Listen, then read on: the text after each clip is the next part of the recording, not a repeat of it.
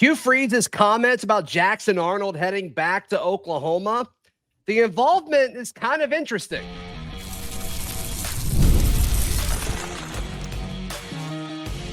You are Locked On Auburn, your daily podcast on the Auburn Tigers. Part of the Locked On Podcast Network, your team every day. Yes, welcome on into Locked On Auburn, your daily Auburn Tigers podcast. I'm your host, Zac Blackerby, and thank you so much for making Locked On Auburn your first listen every single day. Happy Charlie Tuesday to all who celebrate. Auburn message board legend, the Charlie 5, also known as Kyle Rush over at thebarnauburn.com. Auburn commit Jase Matthews gets his 5th star. We'll look ahead at Oklahoma.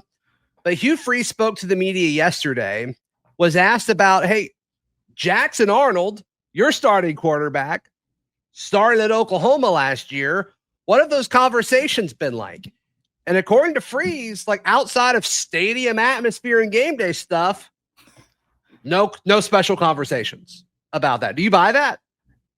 I think, the more you think about it and you listen to the way he described it, like we all think that, I guess my opinion too, like my perception was that Jackson Arnold would have like this black book, of like what Oklahoma can do, what does on defense and how to attack that. And then like, he's going to be in the war room, like with them, and they're going to base their game plan around what Jackson Arnold says. When they have all the film from all 3 games, they have all these different analysts that are charting tendencies and things like that. It makes a lot of sense. Like I don't think it, I was shocked to hear it, but when you really break it down, it makes sense.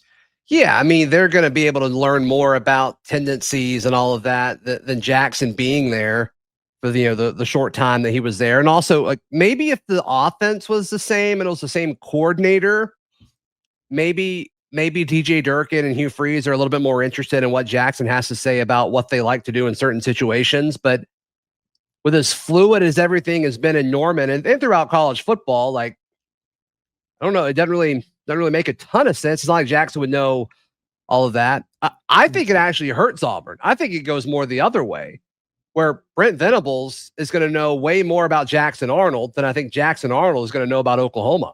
Yeah, we made that to be like it's a chess match. You know what I mean? Like we know stuff about them and they know stuff about us. But I'm with you. I think it benefits Oklahoma vastly more because Brent's seen 2 years worth of Jackson at practice. And as a defensive-minded head coach, he knows tendencies. Now, Jackson may have a buddy over there. He's like, hey, look, I know you need to pick on this particular person because he has this tendency. Like he may be able to give you that. But as far as like the overarching, this is the way you break down a Brent Venables defense and you're turning to Jackson Arnold to be able to game plan for you. I guess I had unrealistic expectations there on what that quarterback actually brings to the table there. I don't know. We think it until it's in practice, and then it doesn't make sense. And then when you actually talk about it, it makes a lot more sense. I mean, the coaches are always going to know more about what's going on than the players. But still a fun storyline. Nonetheless. Look, there's going to be so much talk about Jackson Arnold and John Mateer and the quarterbacks, but I made this case on another show. I think the most important matchup in this, it's not either quarterback. To me, it's Oklahoma's defensive line versus Auburn's offensive line. Hugh Freeze talked about how good Oklahoma has been defensively. I don't want to take anything away from Oklahoma's defense because I think they are a top 3 defense in the SEC, but they haven't been given like the toughest opportunity up to this point. And some of that might depend on your opinion of Michigan offensively. I'm not super high on the current state of Michigan offensively. I think it will get better as their young quarterback ages and grows and matures. Don't want to say I'm not taking anything away from Oklahoma. I think they're elite, especially up front. Their defensive front is one of the best in the conference. It's severely underrated. And on the other side of the coin, I think Auburn's offensive line is underrated. I think whoever wins that matchup has a very, very good chance of winning this football game. I couldn't agree more. Look, Auburn's defense is what it is. Like, it's going to keep the ball in front of it. More than likely, it's going to be frustrating at times. They're going to be able to get yardage. It all comes down to, can they get touchdowns versus field goals? I think that's going to be that matchup is what it is. Like, I think Baylor's offense is a little bit better, in my opinion, based off what I've seen than Oklahoma's. So maybe Oklahoma's is maybe a little bit more balanced, not a lot. They don't really run the ball that particularly well. But so they're going to get their yards. It's all about, can Auburn's offense execute against a really good defense? Haven't really seen a really good defense yet. So can it go on the road? That's going to be the key to the game. It's going to be Auburn's offense versus Oklahoma's defense. And to break it down even more, I couldn't agree with you anymore. It's definitely in the trenches, offensive line versus defensive line. Auburn's shown that it likes to get nasty, and they like to to muddy it up, if you will. Muddy it up, yeah, exactly. So how can they how do they stack up against Oklahoma? I got to dig in more Oklahoma personnel on defense. I haven't really gotten there quite yet because I've been so focused on the John Mateer versus Jackson Arnold storyline. Yeah, and that's the most interesting one. That's one that's going to be, when they roll out all of the graphics and the opening, packages and elements, for the broadcast. That's what it's going to be for sure. But those two guys aren't on the field at the same time. I mean, we talked about that a ton going into the Baylor game, when the Baylor side of it was like, well, Sawyer Robertson's better than Jackson Arnold. Like, okay, that's fine. Like, they're not playing against each other on the field at the same time anyway, obviously. So, yeah, like when you look at those matchups, and like I'd give Oklahoma's D-line like the slight edge here, but also like if you just want to stay on the trend of the trend of the trenches, if you will, I think if you flip it and you look at Auburn's defensive front against Oklahoma's offensive line, that is where Auburn won against Oklahoma last year. I mean, that's why you had a chance to win the game before Peyton Thorne threw the pick six. And can they do that again? Oklahoma's better up front than they were a year ago. A lot of that has to do with help. Some of it has to do with scheme. But I don't think that's like an unwinnable matchup for Auburn. Michigan was able to get pressure on John Mateer. I think Auburn will be able to get pressure on John Mateer this Saturday. Yeah, and I don't want to take anything away from John Mateer, because obviously if you just look at the box score, he's been impressive. But like the last two games, I mean, you're completing right around 60% or less of your passes. You've thrown 2 touchdowns and 2 interceptions. Like, he's not just like unbeatable. You know what I mean? It's not like you just have this unbeatable dude out there. A lot of his flashy statistics are coming against Illinois State off of that very first game. So, look, I just think Baylor's a better offense, and I think if you held Baylor to 24 points. Hopefully you can do something similar, and then you got to go score the football. And that to me is going to be the key to the game. Yeah. Yeah. The line keeps moving more and more Oklahoma's direction. What does that mean? We discuss in just a moment right here on Locked On Auburn. Today's show brought to you by our friends at PrizePicks. PrizePicks is the best place to play daily fantasy sports. Kyle, you're like a PrizePicks savant, is what they say. I was at one point in time. It's fun, for sure. Yeah. Hey, everybody makes decisions every day, but on PrizePicks, being right means cashing in. With football back, PrizePicks is the quickest, simplest, best way to get on the action. Just pick more or less than on 2 to 6 player projections, and you can turn your takes into real prizes, all in less than 60 seconds. Download the PrizePick app. Use code LOCKEDONCollege, all one word, LOCKEDONCollege. Get $50 in lineups after you play that first $5 lineup. That's code LOCKEDONCollege for $50 in lineups after your first $5 play. PrizePicks, it's good to be right. Today's show also brought to you by our friends at Kia Autosport of Columbus. There's a lot of people getting ready to buy a car. Kyle, if you're in the Auburn, Opelika area, if you're in Atlanta, if you're in Columbus, doesn't matter. Drive over to Columbus. Go see our friends at Kia Autosport Columbus. It's right off of Whittlesey Boulevard. Ask for our guy, Chris Child, and say, hey, heard about you guys from Locked On Auburn. They will take some money off of the purchase there, and he'll just make sure that you are taken care of. KiaAutosportOfColumbus.com to browse the full inventory and start saving today. Thank you so much for making Locked On Auburn your first listen every single day. As we record this, it is now a 6.5-point line in favor of the Oklahoma Sooners. When we did a show before the lines came out, I guessed 4.5, opened at 5.5, according to our friends at FanDuel. It shifted to 6.5. I'm reading that a lot of people are saying get in on it now if you want this line because it's going to keep shifting Oklahoma's direction, which makes sense. The national attention is on how good John Mateer has been. And this has already been an incredible opportunity for the Auburn Tigers. I think with the hype and praise that Oklahoma is getting, and I think it's justified. I'm not saying that they're not worthy of it. But I think with all of these storylines and narratives just not giving Auburn a chance, what an incredible opportunity that you have in front of you if you're a member of this Auburn football team. Auburn likes to be the underdog, so that's when they always seem to perform their best over the years. I think 6.5 is a pretty good. I think you might get a pretty good split there. I think 7.5 might be where I see it topping out. Sure. I think a touchdown game, I think is pretty fair. I think that's about where I would, if I had to predict a score, I would say it would be somewhere around a touchdown. I got something for you on FanDuel that's interesting to me. It looks like they're kind of projecting. I'm looking at John Mateer passing yards. I want to see if you would take this like today. Okay. It looks like they're kind of projecting based off of the odds somewhere between 250 and 275. That's where after 275, over 275, it becomes plus odds. Okay. So it looks like somewhere in between 250 and 275. I'm going to be honest. I think I'd take that right now. If he had like 260 yards, I think I would take that right now. I think Auburn wins that football game. I think they're going to have to throw. I think he's going to have to throw for over 300 to beat Auburn. What's your logic there? The logic there is I don't think they're going to be – they're not a very impressive running football team, okay? Unless it's him running it.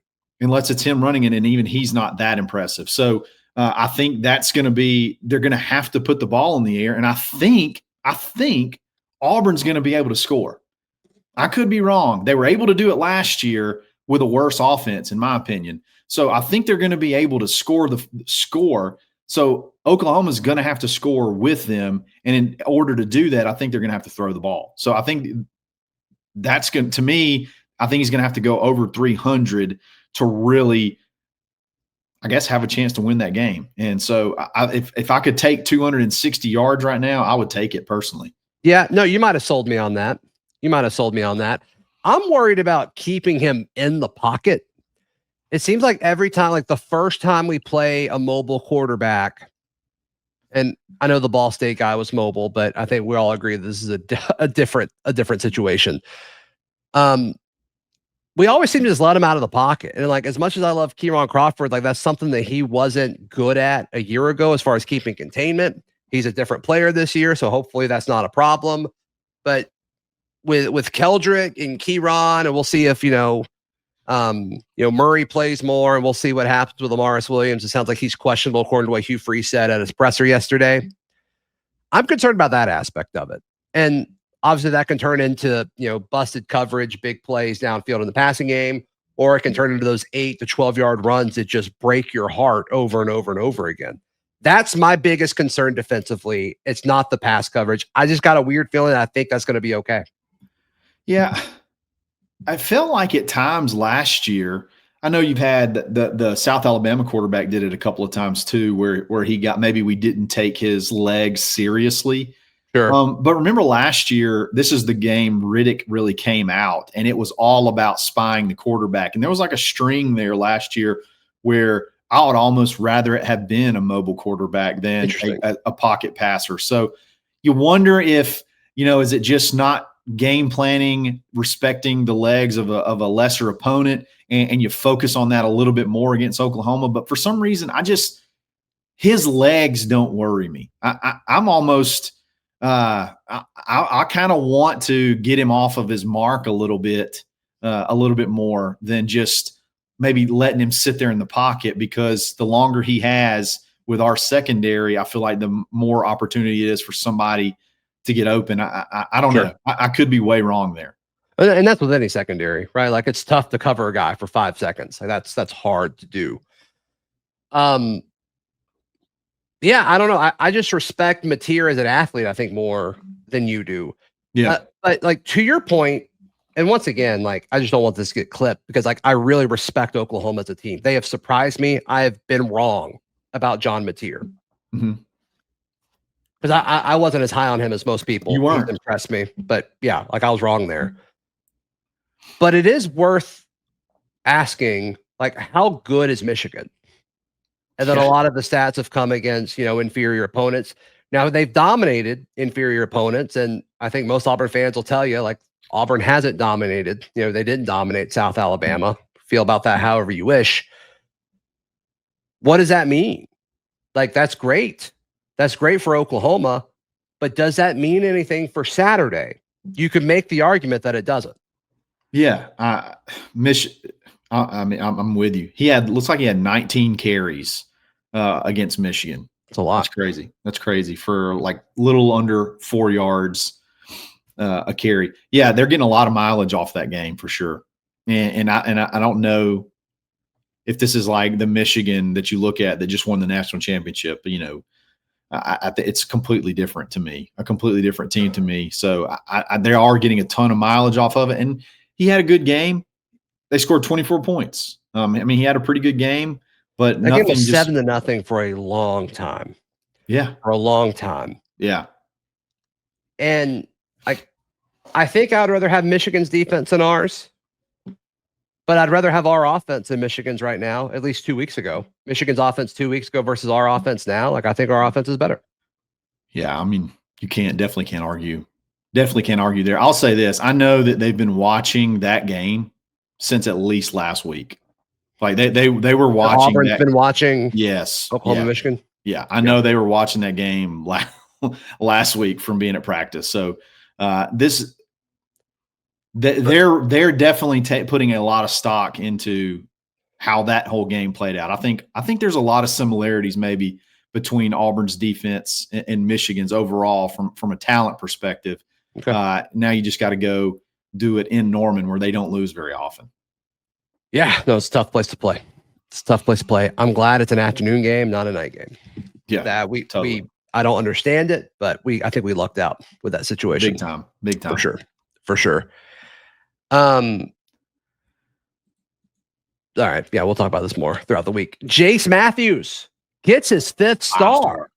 Let's go. I think Marcus Davis does it again, Kyle. That's next, right here on Locked On Auburn.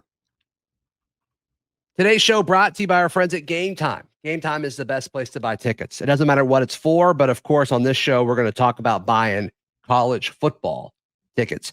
I mean, you talk about the environment that will be Norman this weekend. What an incredible game to go to. And you can do that by downloading the GameTime app. I'm looking at it right now. You can get in for $124. It's incredible. $126 all in. That's fees, taxes, everything. Little quick antidote, really quick. My wife and daughter went to a concert, and they bought last week. They bought their tickets way in advance. They're very expensive, and they were talking to people that used GameTime day of and got concert tickets for like a third of the price of what they paid for their tickets. So there you go.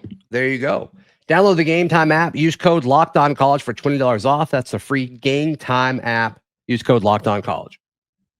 Thank you so much for making Locked On Auburn your first listen every single day. Jase Matthews, the elite wide receiver target who is a part of Auburn's 2026 class, earned his 5th star in the On3 rankings. We all kind of thought that this was a possibility, borderline likely.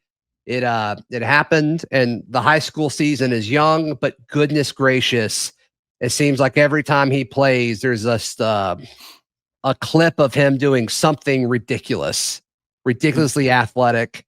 And it's like, yeah, I can't wait for this kid to get to Auburn.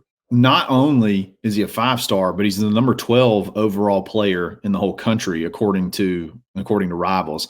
This was a kid that Auburn got on early. Another one of those Auburn identified early that was like unranked at some point in time, and then has absolutely skyrocketed.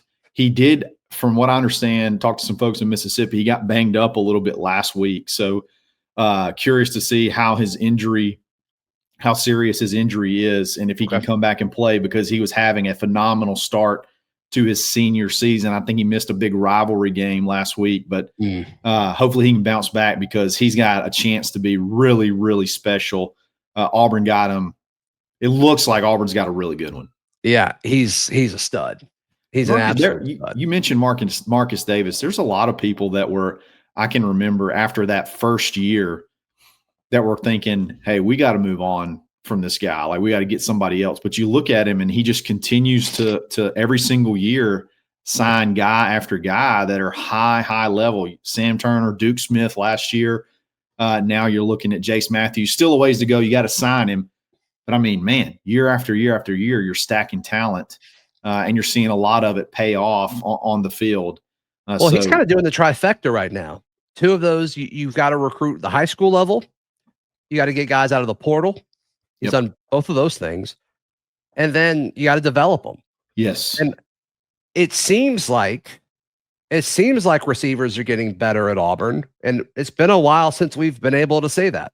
And I don't think this is necessarily the easiest offense for receivers to pick. I mean, it just seems like there's a lot of different decisions that have to be made every single time you go out. It's not just go out there, hey, here's the play, you motion inside, and then you run a drag route. Like, there's all kinds of different options off of the RPOs that we run, and there's multiple options when you actually run a route. It seems like a pretty difficult, not a difficult, but it seems like a pretty, like, it's got to be coached. This offense, you got to be coached, and you got to have attention to detail. And it seems like Marcus is doing a really good job of that.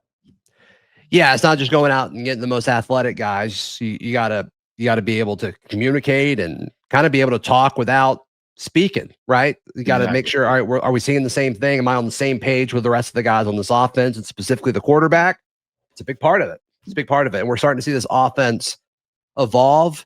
Clearly, he's coached and been a part of Horatio Fields becoming kind of this number 3 receiver that surprised a lot of people. We're seeing more Horatio than we are Malcolm up to this point, which is a little interesting.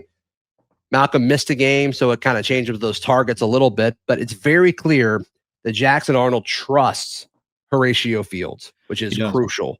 It's clear that he trusts Cam Coleman. It's clear that he trusts Eric Singleton. So how do you build on that? How do you also incorporate Malcolm? And that's going to be more Hugh Freeze and Coach Nix than it is Marcus, but that's the next step with this offense. And if you're going to continue to get these elite guys, you got to prove to the elite guys that you can be productive with the elite guys. And that's part of why I'm like, all right, KLS was incredible last year, but we need to get Cam Coleman the football more than we're currently getting him, in my opinion. Yeah. And some of that's game plan, and some of that is like, no, you've got to draw stuff up for Cam Coleman. I think we see a lot of that this weekend. You got to get in the ball. You got to get, I know we talk about what goes into a target, and not only do you got to drop the play, then the quarterback has to actually get him the ball. And I don't know whose decision it is or why we're necessarily a little bit gun shy to throw the ball deep. But hey, he beat his guy on a one-on-one on Saturday, and he got the ball and obviously made a big play. So need to see more of that, or hey, get it to him behind the line of scrimmage. We did not run. I don't remember one pass on Saturday behind the line of scrimmage. Do you? I don't remember one. I think maybe we tried to set one up to Perry, and it just completely fell apart. The whole play fell apart. But it doesn't really seem like Freeze likes to do that, and I don't really get it. He scored a touchdown with Singleton against Ball State, but there's not a ton of get the ball out quick in space. We're throwing a lot of perimeter stuff, digs, and those quick outs and things like that. They're giving one to Eric behind the line of scrimmage, but I'm kind of wondering if that was one of those jet sweeps, and that's just how they charted it. I don't remember him catching one between the tackles behind the line of scrimmage. I don't either. I'm trying to remember. I really Yeah, don't. saying Jackson Arnold was 2 for 2 behind the line of scrimmage between the numbers. I don't remember that play. I don't remember either one of those. Unless they're just counting the sweeps that way. If that's just how PFF charts that. But we don't pitch it. We were talking about that in the live stream. They're not pitching it right now because there's an option off of it. Because Jackson there has the ability to pull it and run. Yeah, it's like a midline read. It looks like, and it's like cool. It's 8 yards every time he keeps it. So when he makes when he can pull it and somebody's not where they're supposed to be, it's like an automatic first down. So yeah, I think you turn Jackson loose this weekend, man. Let him go. Whatever the situation presents. If it presents him carrying the ball 20 times, like that's just going to be what you have to do. Be patient and take what they're giving you. And I think you just pull everything off. Don't have anything like you probably had the 2 weeks leading up where it's like, hey man, let's try to conserve the legs a little bit and get the ball. And I think it's like, hey, go win the game, do whatever you got to do. Hey, we talked about Jackson like improving as like a drop back passer instead of just the RPO stuff. This is Pro Football Focus, but when there's no play action, which is how they chart RPO, anytime there's like motion for the ball towards somebody in the backfield, under play action, he was 3 of 10 passing, 30%. No play action, just drop back, 10 of 14. Wow, so take that for what it's worth. Several of those big plays over the middle too were without any play action. That was just drop back, read it and go. I love bringing the mesh concept with Singleton too. Like that's so hard for somebody to run with him and then not run into someone. It's Rouge hard or whatever it is. Rouge ready. Yeah. That's it. It's so hard for somebody to run full speed with him and not run into anybody else because if that happens, there's so much you got. Because if you collapse on it, you're off balance, and then he's gonna be able to run past you on that wheel route that they've put on film. Yeah. Or if you like commit to him, it's to scoot guys over, then Jackson can keep it. Also on that play, Cam Coleman was like wide open on the backside screen. If you overcommit to the wheel, and there's a lot. There is a lot. When he starts in motion, there's a lot you got to worry about. For sure. I think he's going to be big this weekend as well. Got to keep using him. And he seems like he's fine. The little hit pointer is probably just precautionary. No need to push it. Kyle Rush, how can people check out everything you've got going on? Absolutely. Go to thebarnauburn.com or the Barn Auburn on YouTube. You can find me anywhere you get a podcast or a YouTube video or you want to get on the message board and jump in the conversation. Do that too. And you can jump on the live stream during the game. That's a lot of fun too. Yeah, it has been a lot of fun. Please like the video. Please subscribe. And if you're tuned in on audio, please subscribe and leave us a review. Helps the show out a ton. We'll see you next time. This has been Locked On Auburn.